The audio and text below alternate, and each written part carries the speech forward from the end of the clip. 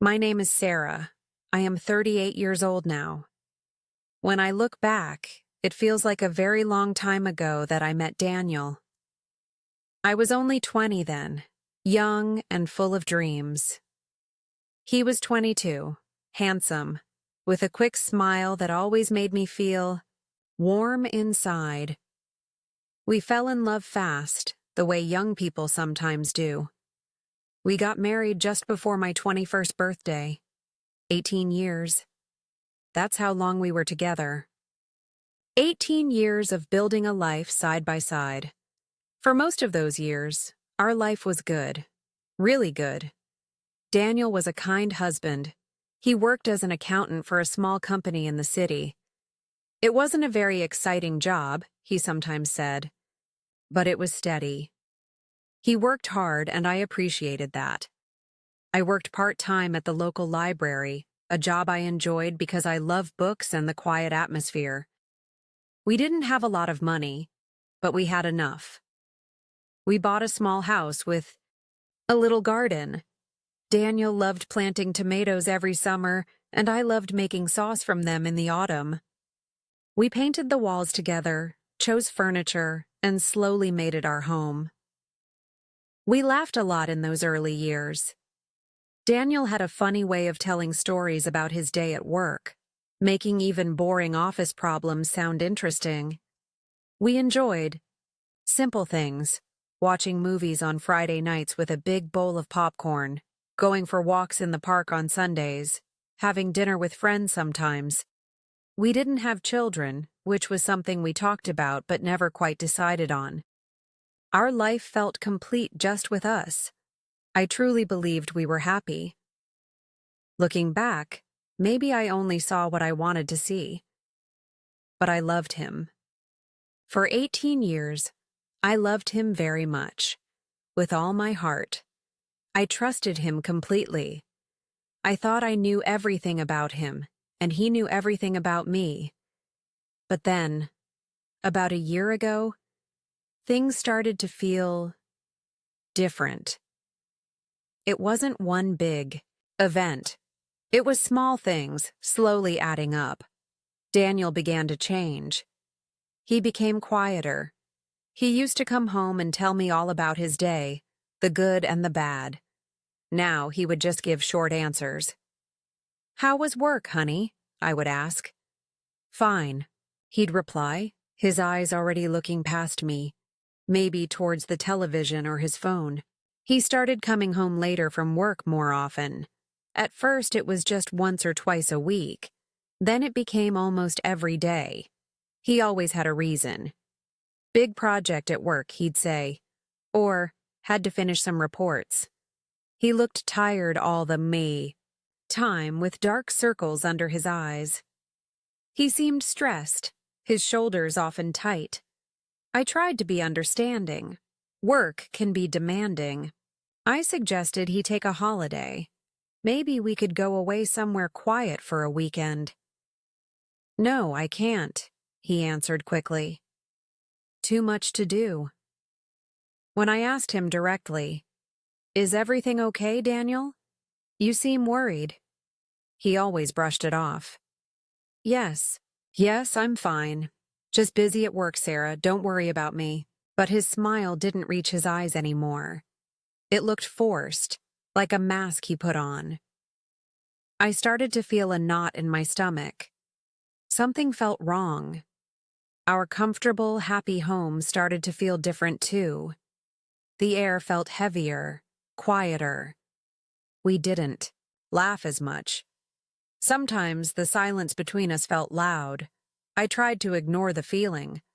I told myself I was being silly, maybe just imagining things. People change, marriages change. Perhaps this was just a difficult phase for him, for us. But the worry didn't go away. It stayed there, like a small, cold stone sitting in my heart. I knew Daniel, or at least, I thought I did. And the Daniel I knew wouldn't shut me out like this. This quiet, distant man felt like a stranger sometimes, living in my husband's body. The happy picture of our life together started to get blurry around the edges. I just didn't know why. That small stone of worry in my heart didn't stay small for long. As the weeks passed, it grew heavier, bigger. Daniel's behavior became even stranger, and my attempts to understand felt like pushing against a closed door. He spent more time on his phone. Before, he used to leave it lying around, open on the table. Now he kept it close, often screen down. If he was texting when I walked into the room, he would quickly put the phone away or switch screens. This wasn't like the Daniel I knew, the man who used to read funny messages aloud to me. A few times his phone rang late in the evening. Instead of answering it in the living room with me, he would glance at the screen, stand up quickly, and say, "I need to take this outside." He'd walk out into the garden, even if it was cold or dark, closing the door behind him. I could see his shape moving through the window sometimes, his voice too low to hear. Who was he talking to? Why the secrecy? Before, he shared everything. We were a team. Now, it felt like he was living a separate life right next to mine. One afternoon, while sorting through the mail, I found a credit card bill. Usually, Daniel handled the finances, but this envelope was already opened on the kitchen counter. I glanced at the items listed. There were several charges for a restaurant downtown, an expensive place called the Silver Spoon. We had never been there together. I didn't even know he liked that kind of fancy food. When he got home that evening, I tried to ask casually, "Oh, I saw the bill. Did you have some nice lunches at the Silver Spoon?" He froze for just a second, his hand stopping halfway to loosen his tie. Then he forced a small laugh. "Oh, that? Yes, just some work lunches. You know, clients." But he didn't look at me when he said it. His eyes darted away, and he quickly changed the subject, asking if I had remembered to buy milk. He looked nervous, almost guilty. My rational mind tried to find reasons. Maybe it was just work. But my heart felt a sharp pinch of doubt. Accountants sometimes entertain clients, right? But why did he seem so uncomfortable talking about it? The feeling of loneliness grew stronger each day. We lived in the same house, slept in the same bed, but the space between us felt vast, like miles of empty road. I missed the old Daniel terribly.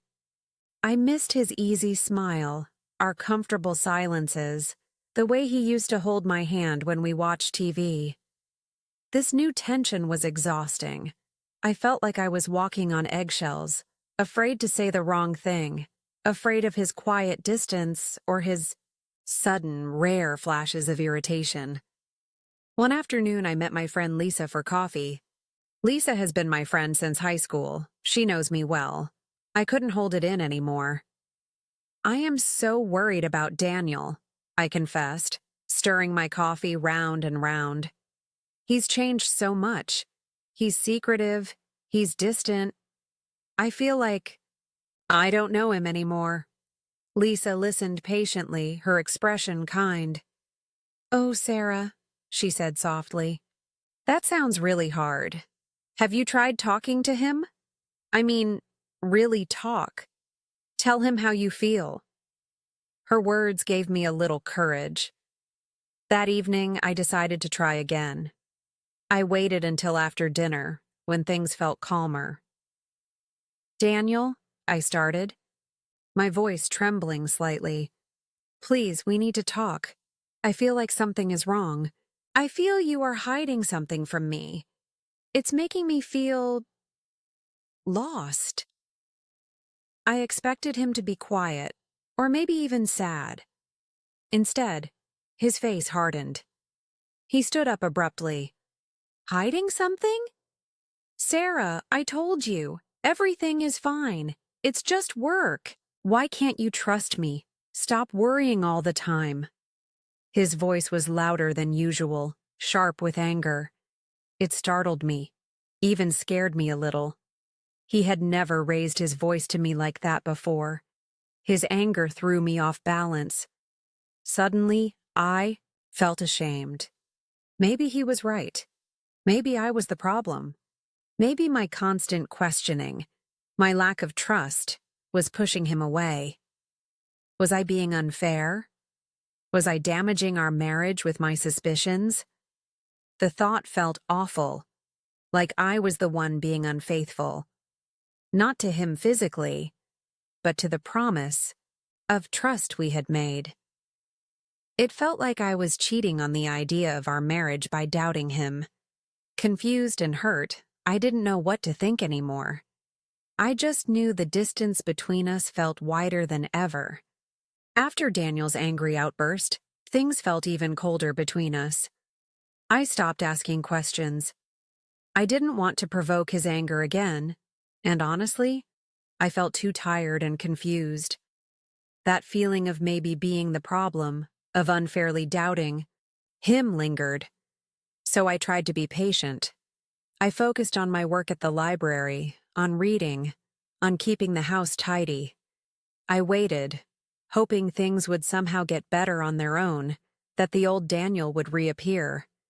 But deep down, the worry never really left. It was like a constant low hum in the background of my days. Then came a Saturday, about 2 weeks later. Daniel told me he had to go into the office for a few hours. More deadlines, he mumbled, avoiding my eyes as he grabbed his briefcase. It felt strange for a Saturday, but I just nodded. "Okay, dear. Don't work too hard," I said quietly. After he left, the house felt incredibly empty. I decided to do some cleaning, needing something to keep my hands and mind busy. I started with the small room we used as a home office. Daniel hadn't used it much lately, or so I thought. I was dusting the bookshelf, then moved to wipe down his old wooden desk.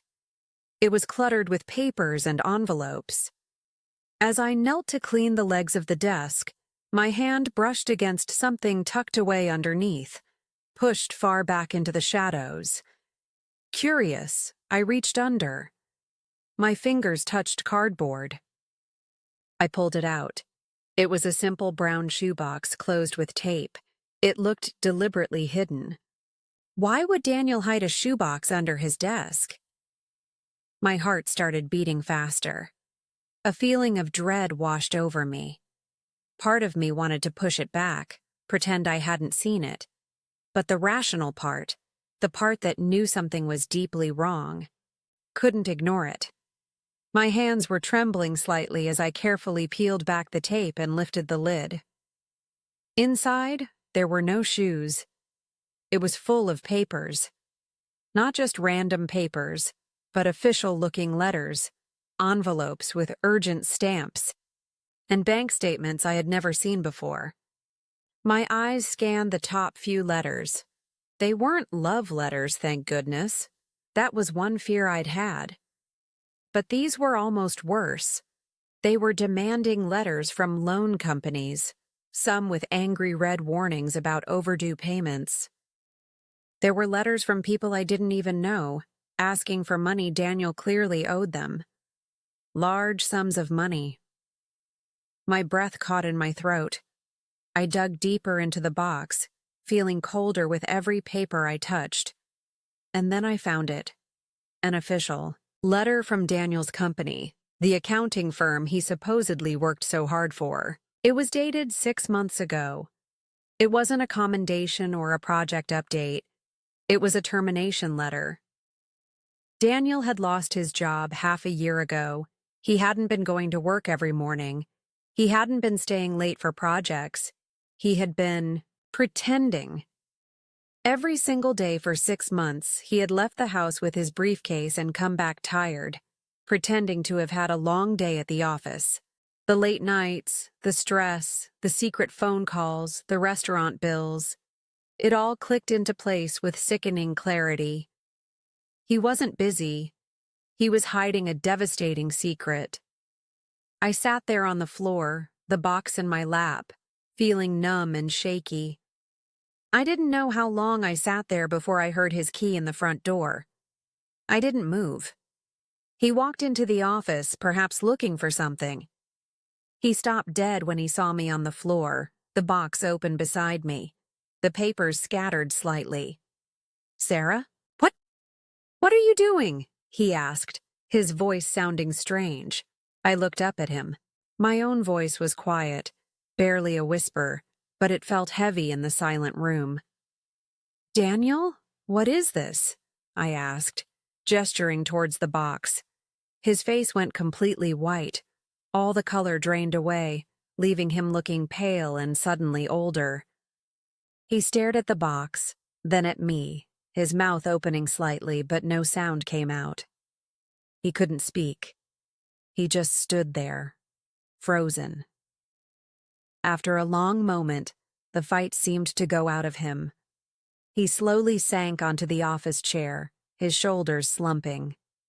He started talking then, his voice low and thick with emotion. He told me everything. Yes, he had lost his job 6 months ago due to company cutbacks. He hadn't told me because he felt like a failure. He was ashamed, terrified of disappointing me, of losing my respect. He started borrowing money, thinking he could find a new job quickly and pay it back before I ever knew. But finding a new job was harder than he expected. The debts grew. The lies got bigger and bigger, trapping him. He kept pretending, hoping for a miracle. Hearing the truth, finally, after all the worry and doubt, my heart broke. It wasn't just about the lost job or the scary amount of debt, though those were bad enough.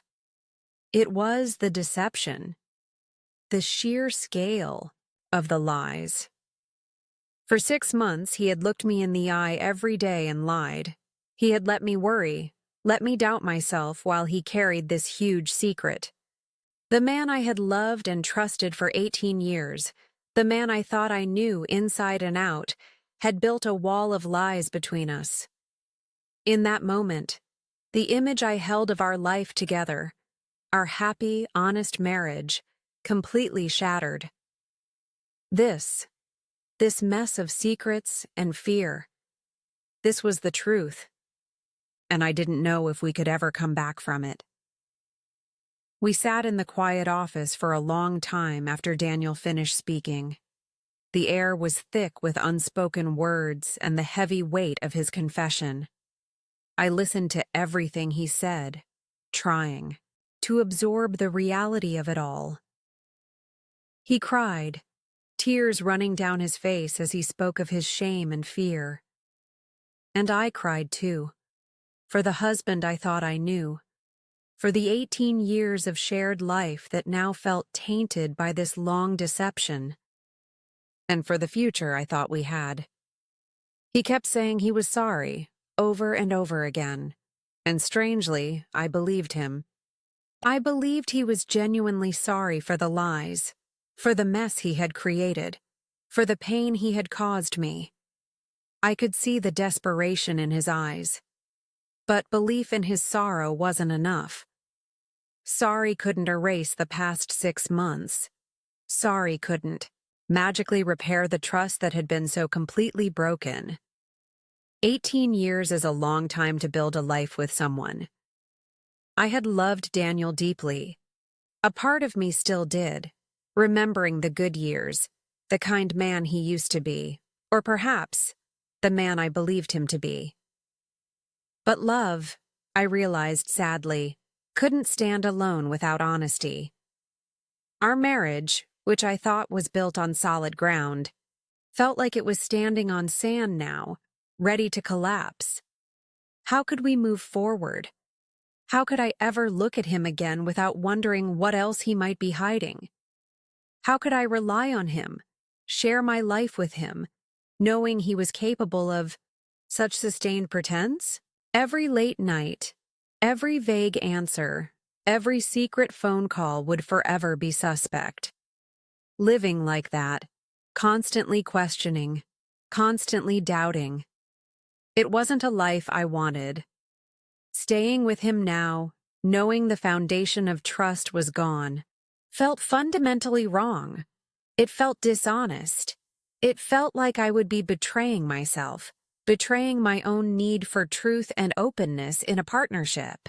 In a strange way, staying felt like I would be the one cheating myself out of a life based on honesty, cheating the very idea of what a marriage should be. The days that followed were incredibly difficult. We barely spoke.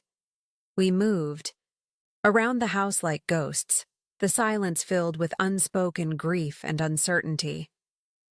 Daniel was quiet, watching me with sad eyes, perhaps hoping I would tell him it was all okay, that we could fix it. But I knew, deep in my heart, that we couldn't.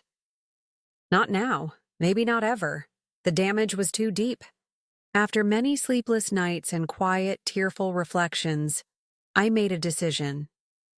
It was the hardest decision of my life, but it felt like the only truthful one I could make. I needed space. I needed distance. Most importantly, I needed honesty, both from others and from myself.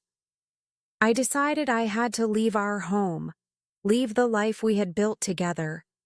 Telling Daniel was heart-wrenching. I sat him down at the kitchen table, the place where we used to share breakfast and talk about our plans. "Daniel," I said, my voice steady despite the ache in my chest, "I can't stay. The trust is gone. I need to leave." He didn't argue. He didn't get angry this time. He just looked down at his hands, tears falling silently onto the table. Seeing his pain hurt me, but it didn't change my mind. I packed a small suitcase with only essential things: clothes, toiletries, a few books. Leaving behind 18 years of memories packed into that little house felt surreal, like stepping out of my own life. I called Lisa, my good friend who had listened without judgment. She offered me her spare room immediately. As I walked out the front door, Daniel stood in the hallway watching me go. I didn't look back. Leaving my marriage of 18 years was the saddest, most frightening thing I have ever done. The future felt uncertain and lonely. But hiding from the truth, pretending everything could be fixed when the core of trust was shattered, would have been worse. I learned that sometimes love, even 18 years of it, isn't enough to hold a marriage together. Trust and honesty are just as vital, perhaps even more so. Now, my life is very different. It's not easy starting over at 38. There are hard days, but slowly I am building a new life for myself.